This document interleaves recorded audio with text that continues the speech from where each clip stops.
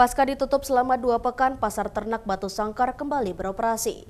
Seluruh pedagang yang hendak berniaga di pasar ternak tersebut wajib mengikuti proses pengecekan kesehatan hewan, mulai dari petugas dari Dinas Pertanian Kabupaten Tanah Datar.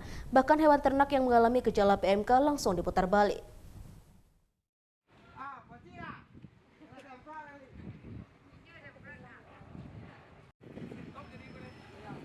Pasar ternak Batu Sangkar kembali dibuka untuk pedagang ternak. Meski demikian, setiap pedagang yang ingin menjual ternak mereka mesti melalui proses pengecekan kesehatan hewan di pintu masuk pasar ternak.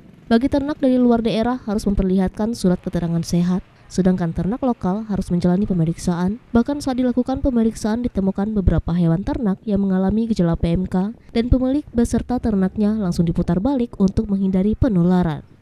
Selain itu, petugas pasar ternak juga rutin melakukan penyemprotan desinfektan di sekitar pasar ternak untuk menjaga sterilisasi. Sebelumnya, operasional pasar ternak Batu Sangkar sempat ditutup selama 2 pekan. Penutupan ini dilakukan sebagai upaya pencegahan penularan penyakit mulut dan kuku terhadap hewan ternak.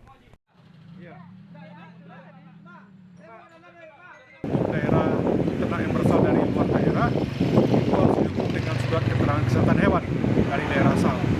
Sementara untuk peternak lokal, katakanlah peternak perorangan dari daerah kita akan lakukan pemeriksaan kesehatan di pintu masuk.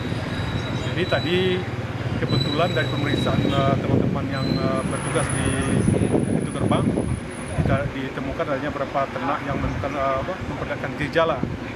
Itu kita suruh untuk balik. Soalnya kita tentu harus menjaga ternak-ternak yang sudah masuk di dalam. Kalau kita gabungkan, tentu sangat berisiko.